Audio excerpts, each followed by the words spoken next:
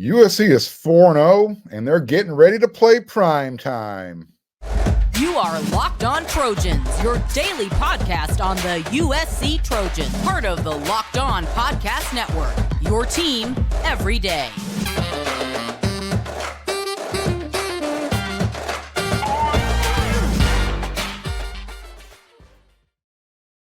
Fight on, everyone. I'm your host, Mark Holkin, and thank you for making Locked On USC your first listen every day. Whether you're watching on YouTube or wherever you want to download your podcast, this show is free. I appreciate your support even when I show up late. You can show your appreciation too. If you're watching on YouTube, hit that subscribe button. Let's get this to that next plateau. Hit that thumbs up button, and don't forget to hit that bell notification button. That way you don't miss one episode of Locked On USC, part of the Locked On Network. This episode of Locked On USC is brought to you by eBay Motors. A championship team is about each player being a perfect fit. Same with your vehicle. So for parts that fit, head to eBay Motors and look for the green check. Stay in the game with eBay Guaranteed Fit, ebaymotors.com. Let's ride. eBay Guaranteed Fit, only available to U.S. customers, eligible items only. Exclusions will apply. I know things are worded, in words, and it seems like everything today is being redefined. However, the Trojans kicking off to play football at 9 a.m.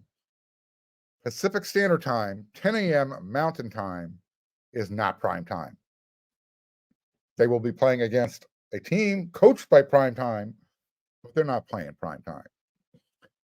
Now, there will be lots of eyeballs watching this game inside a sold-out Colorado Stadium. I'll be there. And I know Fox TV is anticipating the millions and millions around the world watching on TV or whatever streaming device they have while they sell, and they're going to sell this hard in their big noon kickoff show. Shadeur Sanders, Colorado's quarterback. He's the number 2 quarterback in the country right now in passing yards per game, 352, almost 353 yards per game. The Heisman winner, Caleb Williams, he's only the number 11 quarterback in the country right now. He's only averaging 300 yards per game. Oh, no. Shadeur is number 5 in completion percentage nationally at just under 77%, 76.9. Caleb, he's checking in at number 11 again. He's really sucking at 74.3%. I really hope you sense my sarcasm there. Shadeur, he's responsible for 12 touchdowns this season, 11 passing, and he's scored 1 using his legs. Meanwhile, Caleb, he leads the nation. He's got 18, 15 through the air, 3 running through the end zone. So the question is the hype for this game actually bigger than the eventual outcome? Everybody, I know I've been trying to build it up a little bit. The national media has been blowing Colorado up like they're no tomorrow. I know you're going with that. I finished the sentence. But yeah, Colorado's glass slipper, it didn't fit. And I think everyone knew deep down it never did.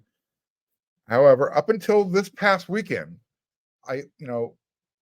at least Trojan fans were had come to the conclusion that Colorado was going to be USC's first real challenge of the season. Turns out they're going to be USC's second challenge of the season, based on what just happened this past weekend in Tempe, Arizona. So that's one way of looking at it. Or is this the perfect opportunity for USC to turn that narrative around? Finally say, you know what? We screwed up. We're going to show you what we're all about. For me, this is going to be the litmus test for the Trojans defense. As well as, their fundamentals, giving up yards in the running game versus, because if they do that against Colorado, that's going to be a huge, huge, huge fail. Because the Colorado Buffaloes cannot run the ball. End of story, period, thread, exclamation point times 1,000. Out of 133 Division I FBS teams, Prime Time's 55 yards per game ground attack ranks 132nd.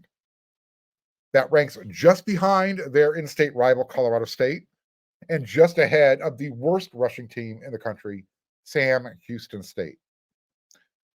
That means they're a one-dimensional offense, period, right off the top. They have a horrible offensive line, and the Trojans, despite looking like Humpty Dumpty when it comes to broken tackles, USC's run defense, they only really give up 132 yards per game. That's not bad. Think about how much better it would be if there wasn't yards after contact. Colorado literally needs to be the chicken soup for what ails USC's defense. One of the defensive strengths for USC so far this season, it's been their defensive front and their depth, right? The rush-in position between Jamil Muhammad and Romello Height is taking USC's defense to places they only wish they could have gone last year. And you've got Bear Alexander and Solomon Byrd. They've been consistently in the opponent's backfield. Not a big stat guy, but every now and then I'm going to throw out some stats because I think they're relevant. This is a team stat. USC currently leads the nation in tackles for loss with 41.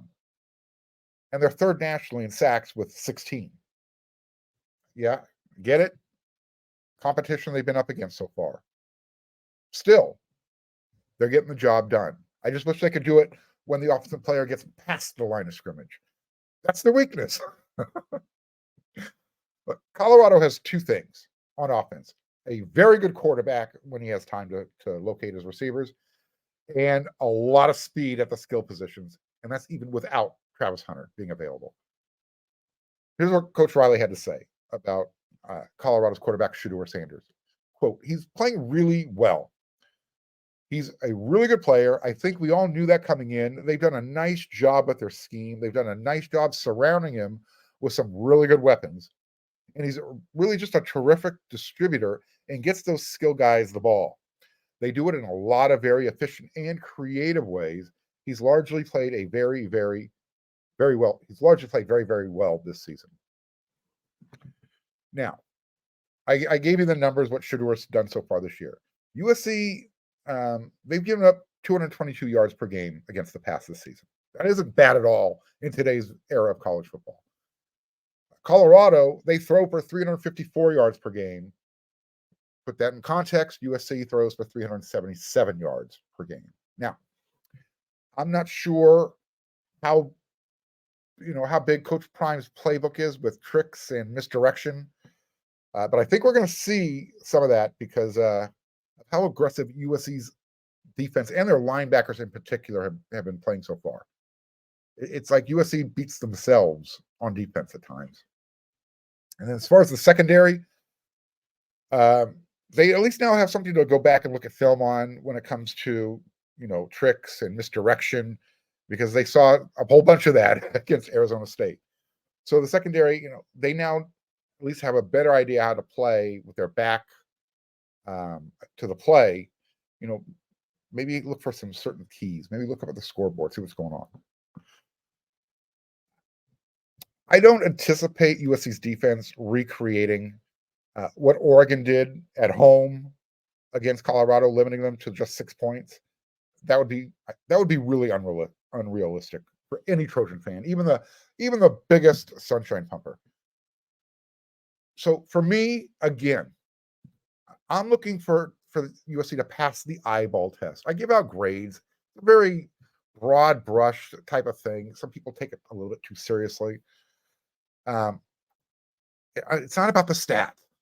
I'm looking for the fundamentals and the tackling. Because if they do that, they're going to win easily in Colorado. I'll explain to you why in the next couple segments here.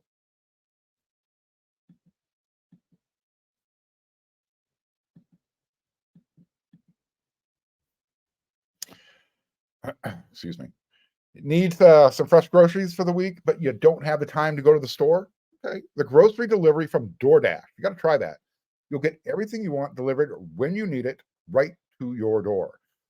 You've trusted DoorDash to deliver your restaurant favorites, and now you can get grocery delivery that actually delivers as well. With thousands of grocery stores to choose from, you'll find the best in your neighborhood and boost your local economy with each and every order. You'll get exactly what you ordered, or we'll make it right. So sit back and enjoy quality groceries just like you pick them yourself. Want even more value? You can save on all of your grocery and restaurant favorites with a zero delivery fee on all eligible orders with a DoorDash Pass membership. With easy substitutions right in the app and best-in-class customer support, DoorDash delivers groceries exactly how you want it. Get 50% off your first DoorDash order up to $20. That's a $20 value when you use code LOCKEDONCollege at the checkout. Limited time terms do apply. That's 50% off up to $20, no minimum subtotal, and zero delivery fees on your first order when you download the DoorDash app in the App Store and enter code LOCKEDONCollege. Don't forget, that's code LOCKEDONCollege for 50% off your first order with DoorDash.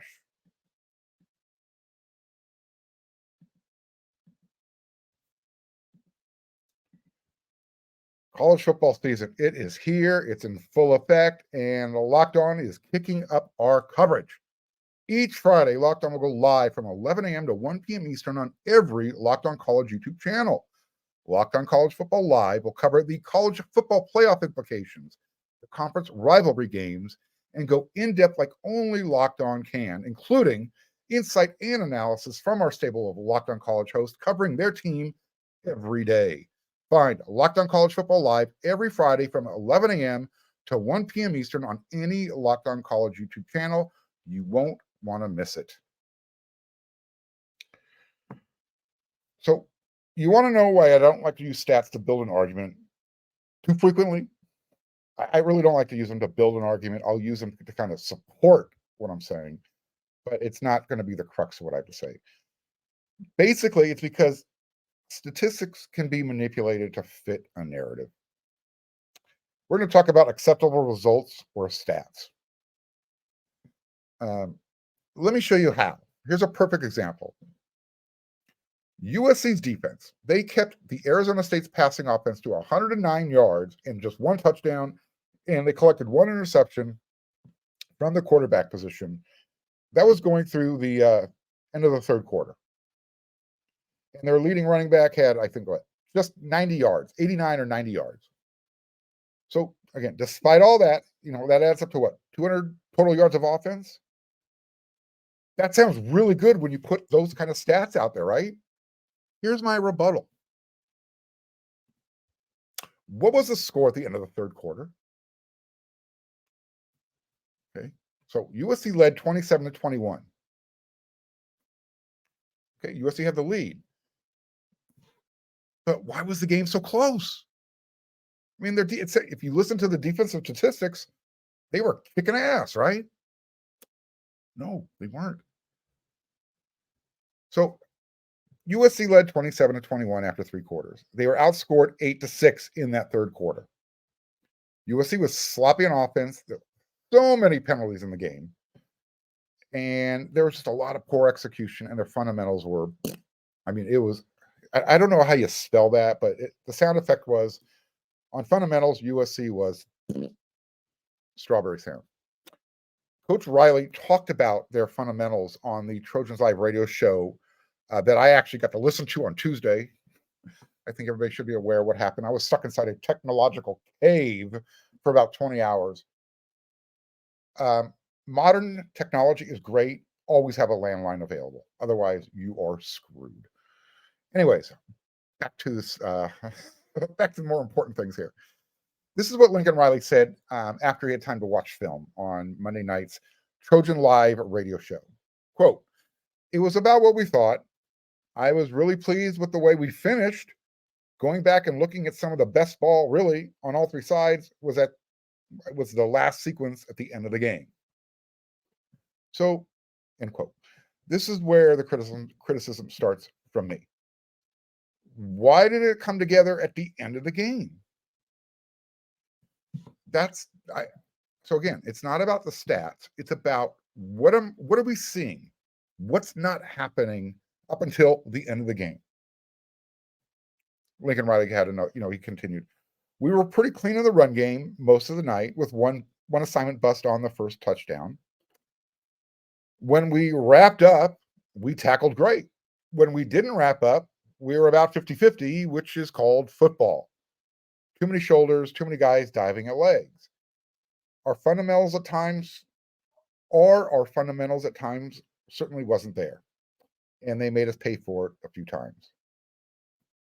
End quote. So my follow-up question to that, which never came from the guys, which, look, I get it. They have a limited amount of time and they have to get through the segment. My follow-up question, because I understand that this is football and it's being played by young adults, but why is the team still fundamentally poor at tackling? It doesn't matter what the other team is doing with their playbook and how they're playing USC for the first, it's their Rose Bowl game, whatever. None of that has anything to do with USC being prepared fundamentally. That takes place in practice. And, despite Lincoln and the coaching staff wanting to get Mason Cobb as much playing time as possible after missing the previous two games, as well as the bye week after that, why not rotate at linebacker more often? Here's where Lincoln Riley answered that question. Just the way the game unfolded, we ended up not subbing quite as much as we planned. Obviously, the execution piece is important, but Mason is such a good communicator and is so locked in on what we're doing. When he's in the game, we tend to operate at a pretty high level just because those linebackers are so central to the entire operation. He brings a lot of added value there. End quote.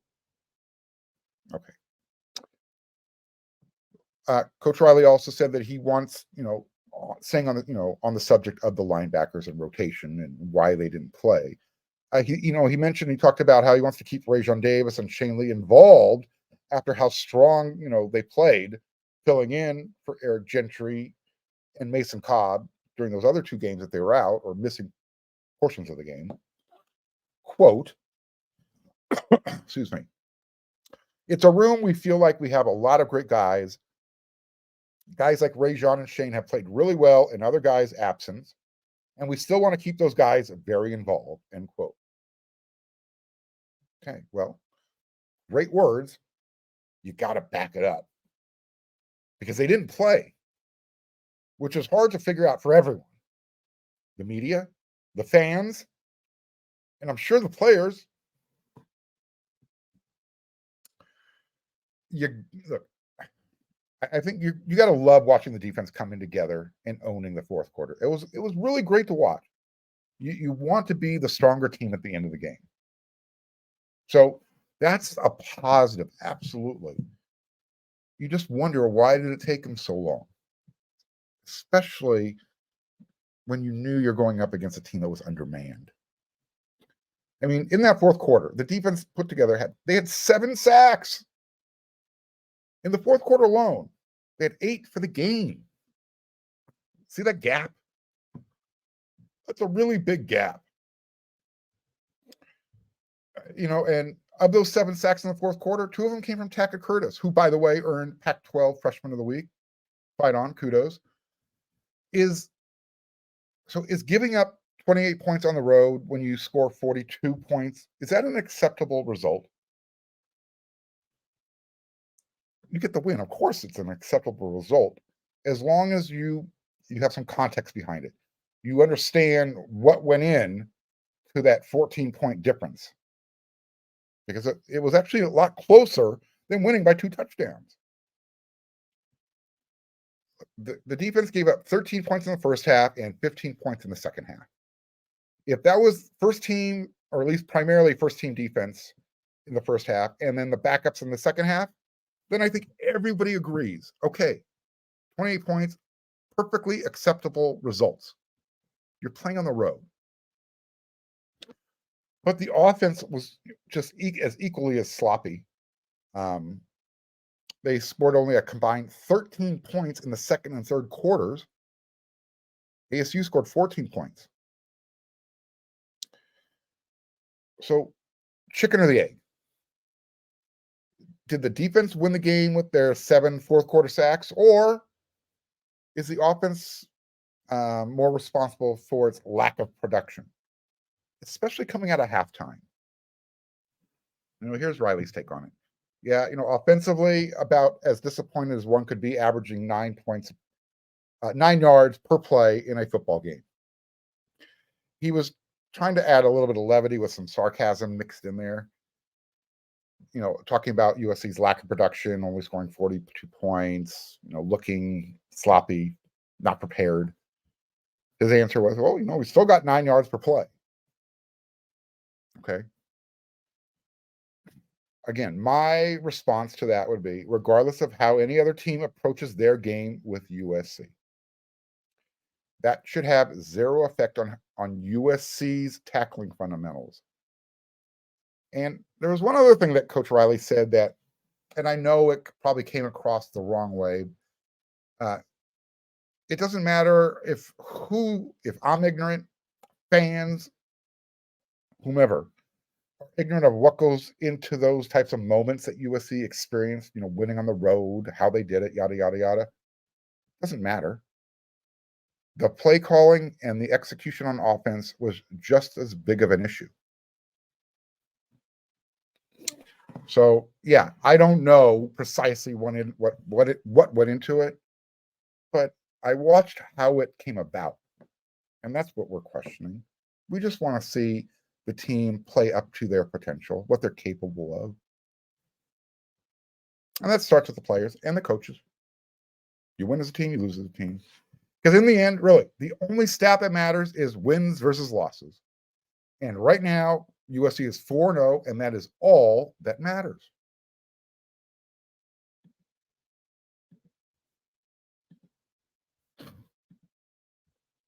Medical emergencies are going to happen. That's why the Jace case is something everyone should consider, because everyone should be empowered to care for themselves and their loved ones during the unexpected. That's why Jace Medical offers the Jace case.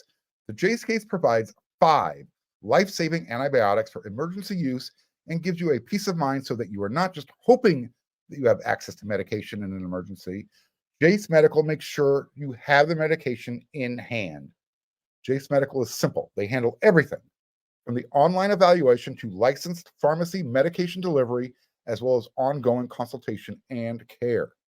Don't get caught unprepared. Save more than $360 by getting these life-saving antibiotics with Jace Medical, plus an additional $20 off using code LOCKEDON at checkout when you go to jacemedical.com. That's Jace, Jas like Sam, medical.com, promo code LOCKEDON.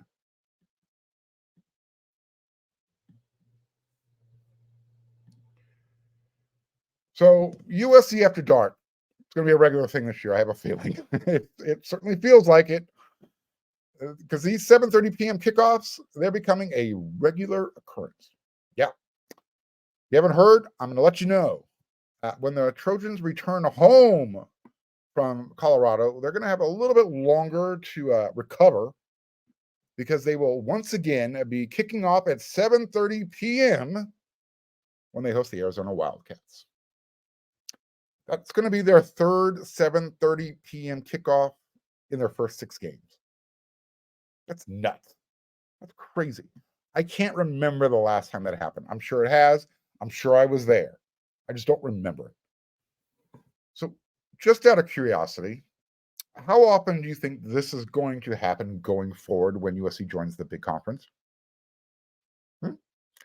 Is Fox getting everybody ready for those West Coast games to be at night? Unless it's one of those big time matchups like an Ohio State or a Michigan, Penn State type of thing. Look, I know this game is on ESPN, but you get my point, right? Oh, and by the way, after the Arizona game, USC will also be playing at 7:30 p.m.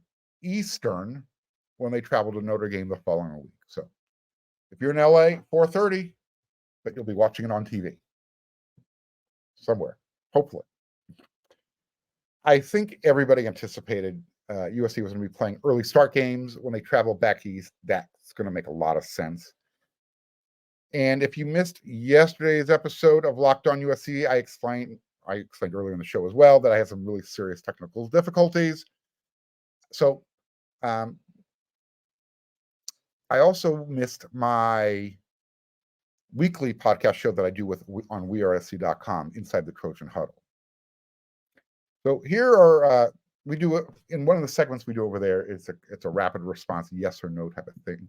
And since I wasn't able to get my questions there, I'm going to give my questions on this episode for my viewers, my everyday viewers and listeners who, they watch me here, but they also watch me over there. So here we go. Here's my answers to these questions in rapid response. Yes or no? Yes or no? When the Trojans move to the Big Ten in 2024, no game will be played in the Coliseum before 11 a.m. Pacific time. See, I stayed on tangent here. No, I think the earliest game will be 12 p.m. 1 o'clock. Fingers crossed. Yes or no? There will be a fight on the field at some point during this USC Colorado game. No.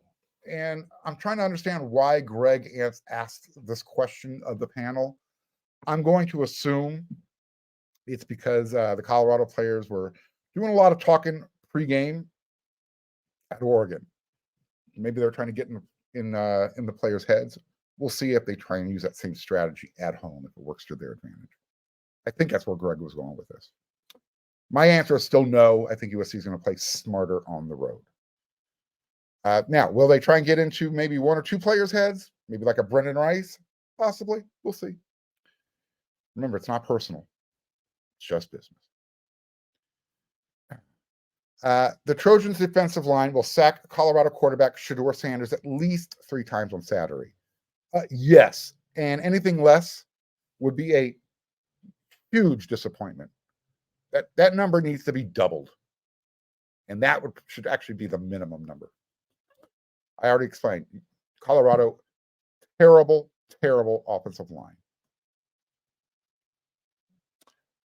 Yes or no? Colorado quarterback Shadeur Sanders will throw for at least 3 touchdowns, not 300 touchdowns, and 300 yards against USC secondary. Yes.